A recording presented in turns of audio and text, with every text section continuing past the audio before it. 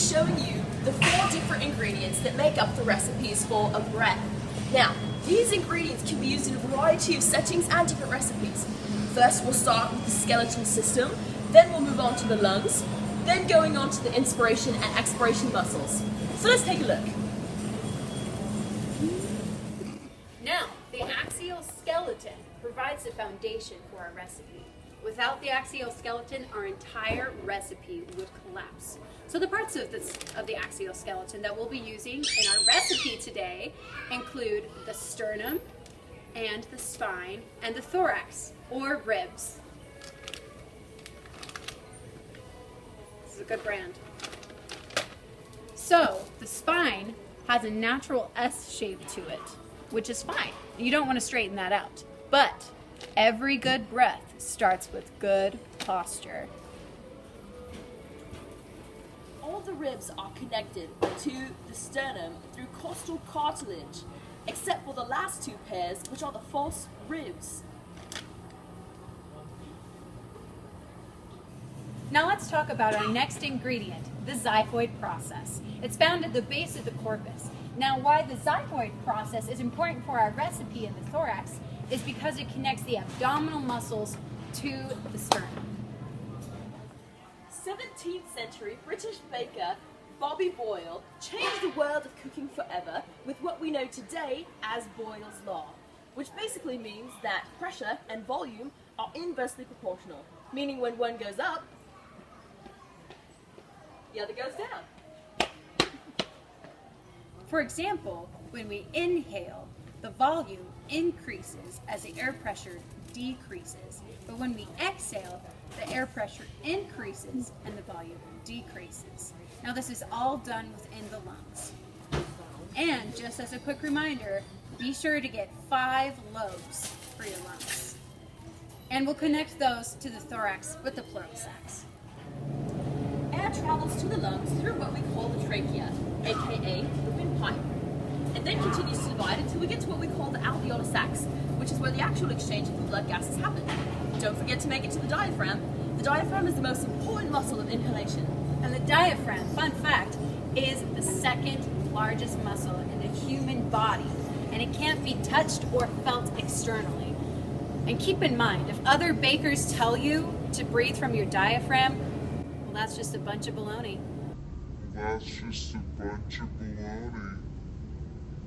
Now, for exhalation, we only need 4 more things.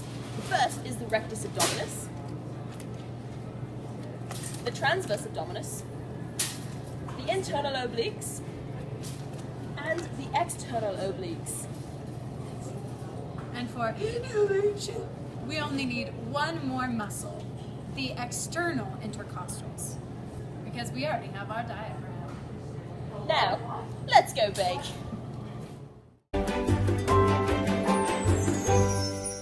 The first recipe we'll start with is the most common breath, the clavicular breath. This is an everyday recipe, not often used in events such as singing. A benefit of whipping up this one is that it's low effort, but has a large serving size, meaning you can hold more air. But the downside is the quality isn't that great, so just know that you won't have as great of control on this breath. The main ingredient that we'll start with is the diaphragm contraction. So we'll throw that in there. And because that is the only muscle we'll really be using for inhalation, we'll throw in some upper chest elevation for good measure.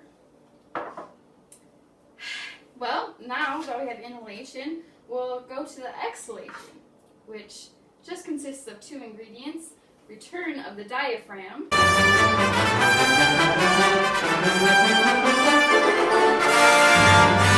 back to its original position, and the chest returns as well. We'll just whip that up there. And that makes your simple clavicular breath. Alright, so our next recipe that we've got here is the thoracic breath. Like clavicular, a huge ingredient for this type of tree is the diaphragm. So we'll add some diaphragm contraction in there. Mixed in with the diaphragm, we also use the external intercostals. give it a little extra flavor. And because of these two ingredients together, we'll also add some expansion in the lower rib cage, with possibly a dash of movement in the upper chest, a little bit of elevation there. Now, we'll stir that up, and for exhalation, we'll get a return of the diaphragm.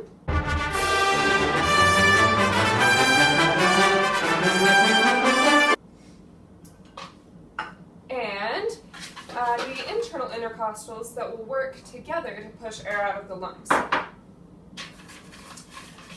Mixed together, the use of both kinds of the intercostals give us a nice, rich, muscular antagonism, which just really makes for a nice, hearty breath.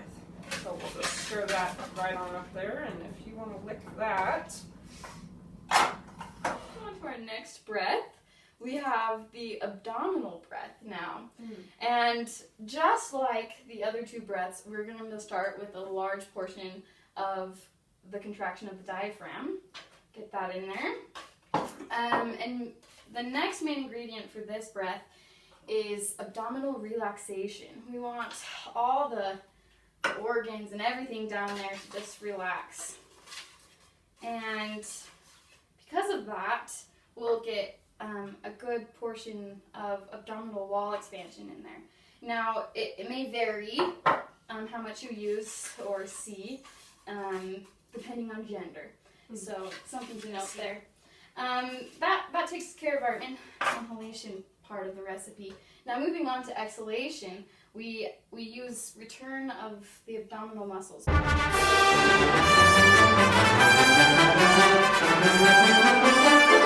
Back to where they are at, and helps the diaphragm go back as well, and then we'll get some muscular antagonism, maybe just a dash.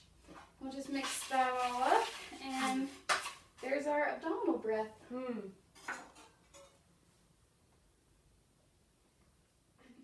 Okay, so for this last recipe, it's called the balanced breath. And of course, there's the fancy Italian term for this breath called the appoggio breath.